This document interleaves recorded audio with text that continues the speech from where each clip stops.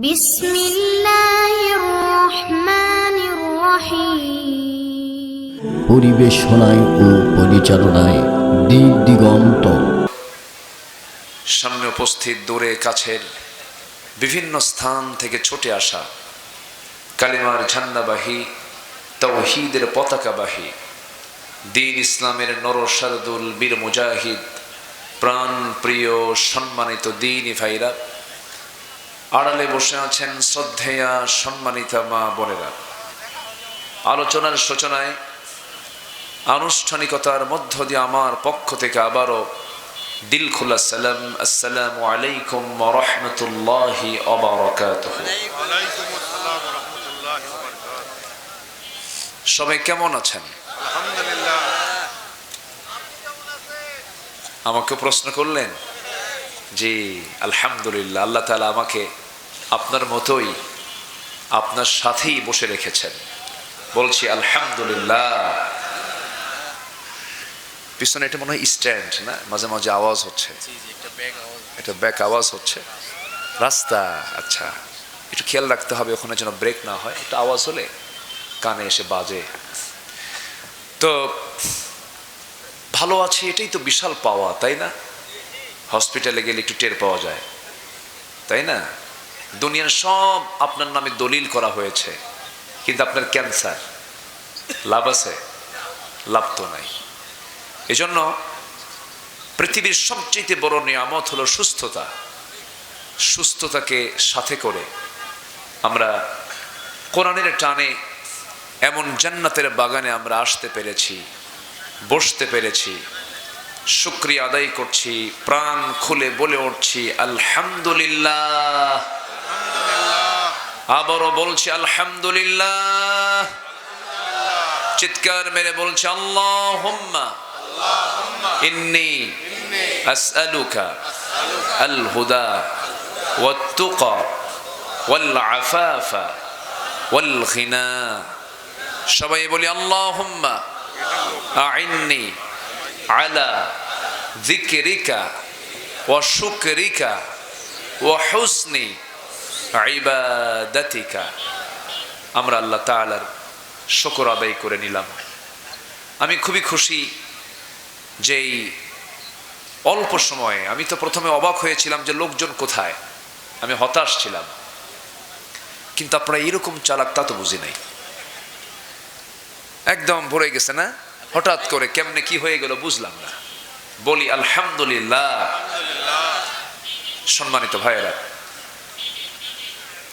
আমি খুব বেশি লম্বা সময় হয়তো নিতে পারবো না, এর জন্য আমি প্রথমেই ক্ষমা সুন্দর দৃষ্টি কামনা করছি।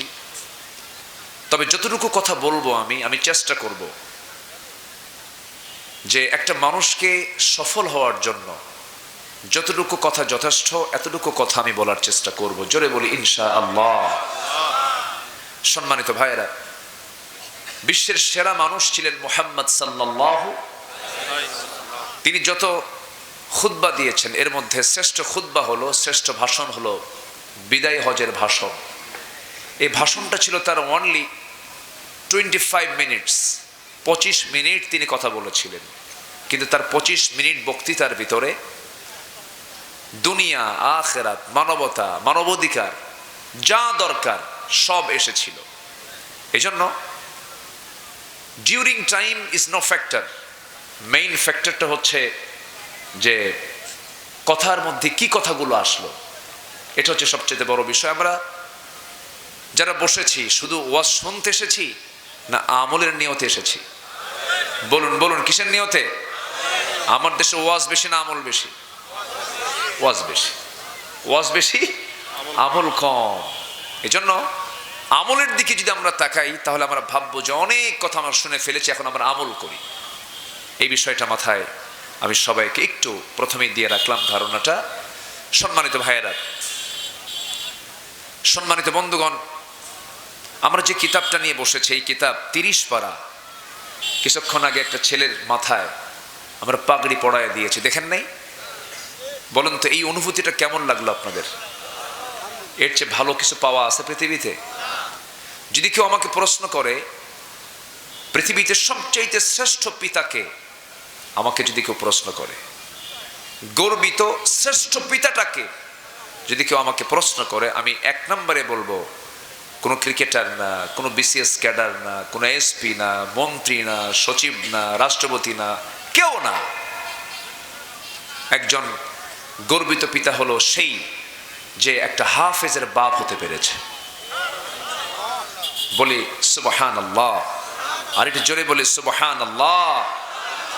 আপনি মুখস্থ করতে চাইলে আপনি মুখস্থ করতে পারবেন না। কোরআন মুখস্থ সেই করতে পারে যে আল্লাহ তাআলার সিলেক্টেড বান্দা, যাকে আল্লাহ পাক নির্বাচিত করেছেন, সেই মুখস্থ করতে পারে। কেন আমি এই কথা বললাম? আমার নবীর কাছে যখন ওহী নাজিল শুরু হয়ে গেল, আমার নবীজি ওহী পাওয়া মাত্রই বারবার জিহ্বা নড়াচ্ছেন, বারবার আওড়াচ্ছেন মুখস্থ করার জন্য, ছটফট করছেন। একটা করে আয়াত নাযিল হয়, বারবার মুখস্থ করার চেষ্টা করেন। আল্লাহ বলছেন লা তুহাররিক বিহি লিসানাকা লিতাআজালা বিহি, হে নবী আপনি আপনার জিহ্বাকে বারবার আওড়াবেন না, এত অস্থিরতার কিছু নাই, আপনি চিন্তা করবেন না হে রাসূল, আমি আপনার সিনার ভিতরে গোটা কোরআনটা জমা করে দেব। আমি আল্লাহ নিজে আপনার সিনার মধ্যে জমা করে দেব। তাহলে এখন বলুন তো, কেউ মুখস্থ করতে চাইলেই কি মুখস্থ করতে পারবে? কে জমা করে দেন? আসতে বলবেন না, কে জমা করে দেন? সূরা ফাতিহা মুখস্থ করেছেন কোন দিন মনে আছে কারো? কারো কিন্তু মনে নাই। গোটা কোরআনটাও এমনই, মুখস্থ করতে চাইলে আপনি মুখস্থ করতে পারবেন না, এটা নসিব লাগে। তো আমার উজ্জ্বল ভাইয়ের ছেলে এটা না, উজ্জ্বল ভাইয়ের এই গ্রামেরই সন্তান সুন্দর একটা গজল গেয়েছে, সুন্দর তেলাওয়াত শুনেছি আমি। আল্লাহ তুমি এই সন্তানকে যুগশ্রেষ্ঠ আলেমী দ্বীন বানাও, জোরে বলে আমিন। সম্মানিত ভাইয়েরা, আসুন আমরা আলোচনার দিকে আস্তে আস্তে এগিয়ে যাই। আমি যেখান থেকে কথা বলার ইচ্ছা পোষণ করছি সেই সূরাটার নাম হলো সূরাতুল ফাতির। বলুন তো সবাই সূরাতুল ফাতির। গেট থেকে কিছু আওয়াজ আসতেছে, গেটের ওই জায়গায় যিনি দায়িত্বশীল আছেন তিনি কোনো কথা বলবেন না, শুধু হাতে কাজ করবেন। কিসে কাজ করবেন? হাতে। মুখে যদি কথা বলেন তাহলে আমার আওয়াজ আর তার আওয়াজটা এক জায়গায় হয়ে যাবে। শুধু হাতে কাজ করবেন, শুধু তার দায়িত্ব হচ্ছে ওই গেট থেকে লোকগুলোকে পাস করে দিয়ে আমার বাম পাশে দিয়ে দেওয়া। এখনো পর্যাপ্ত জায়গা ওই কোনায় এখনো আছে, হয়তো কিছুক্ষণ পরে এই জায়গাও থাকবে না, তখন আর কিচ্ছু করার নাই। জি সম্মানিত ভাইয়েরা, এখন আসুন আমরা সেই সূরার দিকে চলে যাচ্ছি। ফাতির শব্দটা আল্লাহ তাআলা তার নিজের শান ইউজ করেছেন। এই সূরার শুরুতে 1 নম্বর আয়াত থেকে এই সূরার নামকরণ করা হয়েছে। আল্লাহ রাব্বুল আলামিন বলেন,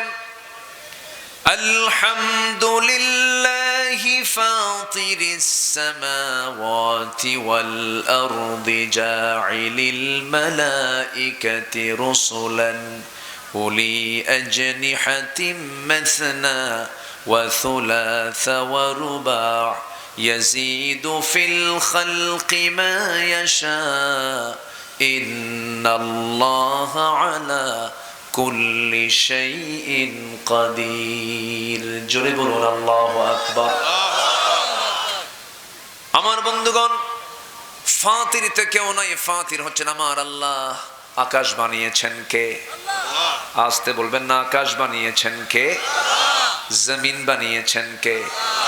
এই জমিন এবং আকাশের একচ্ছত্র মালিক কে? একজন না দুজন? বলেন একজন না দুজন? দুজন হলে কি হতো? লাফাসাদাতা, ফাসাদ সৃষ্টি হতো। একজন বলতো সূর্য পশ্চিম, আরেকজন বলতো পূর্বে, লেগে যেত মারামারি। তাহলে ইলাহ আমার কয়জন? আসতে বলুন কয়জন? তিনি কোথায় বলুন? ডানে বামে নিচে না উপরে? কত উপরে? সাব্বিহিসমা রাব্বিকাল আ'লা, সবার উপরে, সবার উপর। ইসমে তাফজিলের সিগা, যারা আলেম উলামা আছেন ইসমে তাফজিলের সিগা। আমরা যখন কথা বলি শুধু দর্শককে সামনে রেখে আর কথা বলার সুযোগ এখন প্রযুক্তির দুনিয়ায় নাই। আমার এই কথাগুলো এই মুহূর্তে এই ক্যামেরা, অনলাইন, পেজের মধ্য দিয়ে কোটি কোটি মানুষের কাছে হয়তো 2-1 দিনের মধ্যে এই আলোচনাগুলো চলে যাবে। এজন্য আপনার উচিত এই কথাগুলো যেন সুন্দর করে আমি বলতে পারি। আপনার সহযোগিতা কি? আপনার চুপ থাকা আর আমার বলা, আর সাহায্য কার? আল্লাহর নেওয়া। আর সাথে আরেকটা কথা বলে রাখি, এদেশের মসজিদ মাদ্রাসাগুলো আমার আপনার লাউ বেচা আর কুদ বেচার টাকা দিয়ে কিন্তু চলে, তাই না? তা আমি যখন মাদ্রাসায় ছিলাম কিছুক্ষণ বসা, তখন দেখি একটু করুন, মানে খুব কষ্ট করে এই মাদ্রাসাটা পরিচালিত হচ্ছে। এই যে বুলু চাচা আছেন, এনারা চালাচ্ছেন। তো আমরা প্রথমেই দোয়া করব প্রতিষ্ঠানটার জন্য, আল্লাহ যেন এই প্রতিষ্ঠানকে আল্লাহ পাক কবুল করে নেন। সবাই দোয়া করবেন না? 1 নাম্বার। নাম্বার 2 হলো নিজের সন্তানকে দেবেন। নাম্বার 3 হলো কিছু যদি পারেন এই কোরআন শিক্ষার জন্য, দিন শিক্ষার জন্য কিছু দিবেন, আজকেও দিয়ে যাবেন ইনশাল্লাহ। ইনশাল্লাহ কিন্তু আসতে হয়ে গেল, এটা জোরে বলি ইনশাআল্লাহ। জি, আসুন আমরা এখন মূল আলোচনার দিকে যাই।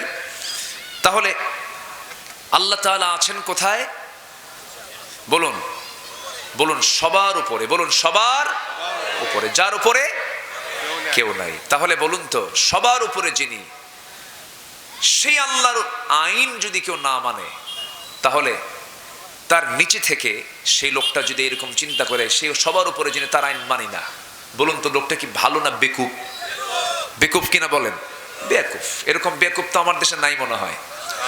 আসতে বলবেন না, আছে না নাই? এখন আমরা একটু দেখি আল্লাহ কত দূরে আছেন, একটু আমাদের মেধাটা একটু খাটাই। আমরা বসে আছি এখন 8 গ্রামে, দুপচাচিয়া 8 গ্রাম, আর কি ইউনিয়ন এটা? চামরুল ইউনিয়নে বসে আছি আমরা। এখান থেকে ঠিক দিনের বেলা আমরা সূর্য পূর্ব দিকে উদয় হতে দেখি, রাতের বেলা চাঁদটা দেখি। চাঁদে মানুষ গেছে, চাঁদে মানুষ গেছে 70 দশকের দিকে। চাঁদ থেকে ফিরে সবগুলো কালেমা পড়ে মুসলমান হয়ে গেছে। আচ্ছা, এখন আমরা যেখানে আছি এখান থেকে সূর্যটা অনেক দূরে, এই জন্য প্লেটের মতো দেখা যায়। সূর্য পৃথিবী থেকে 13 লক্ষ গুণ বড়। কেউ তো সুবহানাল্লাহ বললেন না। শুধু বড় না, অনেক বড়, অনেক বড়। আবার ওই সূর্য থেকে আকাশের কিছু মিটি মিটি মিটি মিটি করে জ্বলা তারকাগুলো, যদিও দেখতে ছোট, জোনাকির মতো, কিন্তু জোনাকির মতো ছোট নয়, এটা এত বড়। বেটেল জুইস একটা তারকা আছে, যে তারকা এই সূর্যের চাইতে একটা তারকা 33 কোটি গুণ বড়। কত কোটি গুণ বলেন? কয়টা তারকা? একটা। তা কার চাইতে? আর পৃথিবী কত বড়? আবার সূর্য পৃথিবী থেকে কত বড়? 13 লক্ষ গুণ বড়। তাহলে চিন্তা করুন, আমি মিটি মিটি করে জ্বলা একটা জোনাকির মতো তারকা আমি চোখে দেখতে পাচ্ছি এত ছোট, পৃথিবীর চাইতে 33 কোটি গুণ বড় একটা। এইরকম করে এই বিশাল মহাশূন্যের মাঝে একটা দুইটা তারকা নয়, কোটি কোটি গ্যালাক্সি আছে। এক একটা গ্যালাক্সির মধ্যে 500 বিলিয়ন করে তারকা আছে। এই সমস্ত তারকাগুলো দিয়ে মহাশূন্য সাজিয়ে রেখেছেন তিনি আমার কে। তাহলে কি আল্লাহর জায়গা আছে? আসতে কয় আল্লাহর জায়গা আছে। নাস্তিকরা কয় আল্লাহ মিনিমাম জান্নাত দেবে 10টা পৃথিবীর মতো একটা জান্নাত। জায়গা কই? দেখো আকাশের দিকে চায়, দেখো কত জায়গা পড়ে আছে। যেরকম সুবহানাল্লাহ, আল্লাহু আকবার। আমার বন্ধুগণ, মানুষ এখন চাঁদে গেল, কিন্তু মানুষ যদি চিন্তা করে চাঁদ তো দেখলাম, সূর্যের কাছে যাওয়া সম্ভব নয়, আমরা একটু তারকার দেশ দেখতে চাই। পৃথিবীর সবচেয়ে নিকটবর্তী তারকা একটা হলো প্রক্সিমা সেন্ট্রাই। প্রক্সিমা সেন্ট্রাই নামক একটা তারকা আছে। ওই তারকার দেশে যদি কেউ বেড়াতে যেতে চায়, চাঁদের দেশের মতো দুনিয়ার কোনো যানবাহন চলবে না, চেষ্টা করা যেতে পারে নভোযান দিয়া। একটা নভোযান দুনিয়াতে মানুষ আবিষ্কার করেছে, যার ঘন্টার গতি হলো অ্যাপোলো 11, যার ঘন্টার গতি হলো 39,000 কিলোমিটার। 39,000 কিলোমিটারের বেগে যদি রওনা দেয় দুনিয়া থেকে সেই তারকার উদ্দেশ্যে, তার যেতে সময় লাগবে 1,15,000 বছর মাত্র। যাবেন কারা কারা? হাত তোলেন, বলেন বলেন তো আমরা কি আসি? আর বলেন আমরা কি আসি? আর অহংকার আছে কিছু? অহংকার আছে কিছু? হায় হায় হায় হায়। চেয়ার পাইলে পরে পাগলা হয়ে যায়, ক্ষমতার ছাড়াছাড়ি নাই, সুপারগুলো আটা দিয়ে বসে, ঠিক কি না? 16টা বছর ভালো করে আরাম মতো মাহফিল করতে দেয়নি। কথা আমার বলতে হবে, শুনতে না চাইলেও বলবো, কারণ ওয়াজ করতে পারিনি তো। অসংখ্য মাহফিল থেকে আলেমদেরকে গ্রেফতার করা হয়েছে। মাহফিল শুরু হলেই ওই আতিপাতি নেতাগুলো মঞ্চ দখল করত, ডান পাশে বাম পাশে কিরামুন কাতিবিনের মতো বসে থাকতো, বলতো হুজুর জাতির পিতা নিয়ে কথা কওয়া যাবে না, দেশ নিয়ে কথা বলা যাবে না, কথা বলবেন আকাশের আর কবরের, দুনিয়া আমরা দেখে নেব। এরকম করেছে বহু। ধরলে আল্লাহ, ধরলে আল্লাহ। ওরা চেয়েছিল যে আলেমদেরকে বেইজ্জত করতে, চাইছিল না? চাইছিল, কিন্তু আল্লাহ ওদেরকে বেইজ্জত করেছেন। এটা আগের থেকেই চলে, এটা আগের থেকেই চলে আসছে। ফেরাউন আল্লাহর পয়গম্বর মুসা আলাইহিস সালাতু ওয়াস সালামের চারিত্রিক একটা ত্রুটি সে বের করলো। সে নবী হয় কেমনে? কেন? মুসার তো অন্ডকোষ ঠিক নাই। অন্ডকোষ বুঝলেন কি? মানে একটা ছোট একটা বড়। এটা সহিহ রাওয়ায়াত, কিন্তু একদম সহিহ বর্ণনা। দেখেন, দোষ ধরার আর জায়গা পেল না। ফেরাউন দেখেও নাই, অনুমান করে আন্দাজে বলে ফেললো সে নবী কেমনে, তার তো শরীরই ঠিক নাই, তার অন্ডকোষ একটা ছোট একটা বড়। পৃথিবীতে সব নবীর ভিতরে বেশি রাগী নবী যে নবী, সে নবীর নাম কি বলুন? খুব রাগ ছিল, এত রাগ ছিল, তিনি যখন রেগে যেতেন তার চুলগুলো খাড়া হয়ে টুপি ভেদ করে বের হয়ে যেত, এত রাগ ছিল। এবং মালাকুল মউত পর্যন্ত থাপ্পড় খাইছে। কিছু হলেই ওনার হাতটা আগে চলতো, বেদবি সহ্য করতে পারতেন না। মালাকুল মউত এসে বলে, মুসা জান কবজ করার জন্য আসছে, তাই বসো। কাছে নিয়ে মারছে থাপ্পড়। এক থাপ্পড় খায় আল্লাহর কাছে যায়, বলে আল্লাহ তুমি কার কাছে পাঠাইছো? উল্টা জান তো কবজ আমারই শুরু হয়ে গেছিল। তো উনি এরকম প্রকৃতির মানুষ ছিলেন। আল্লাহর সঙ্গে ডাইরেক্ট কথা বলতেন, মজা করে কথা বলতেন, অডিও কলে কথা বলতেন। ওয়াকাল্লামাল্লাহু মূসা তাকলিমা। একদিন বলে ফেলেন, আল্লাহ অডিও কলে তো কথা বললাম বহুদিন, একটু ভিডিও কল মারবো। কি কল মারবো? ভিডিও। আল্লাহ বললেন, না, আমার কাছে ভিডিও কল হবে না, তো তুমি আমাকে দেখতে পারবে না। লেন তারানি, আমাকে দেখতে পাবে না, আমাকে দেখতে পাবে সকল বান্দা জান্নাতের মধ্যে। জোরে বলে সুবহানাল্লাহ। সবাই কি দেখতে চান আল্লাহকে? সবাই কি দেখতে চান? জোরে বলি ইনশাআল্লাহ। কোথায় দেখবো আমরা? জান্নাতে।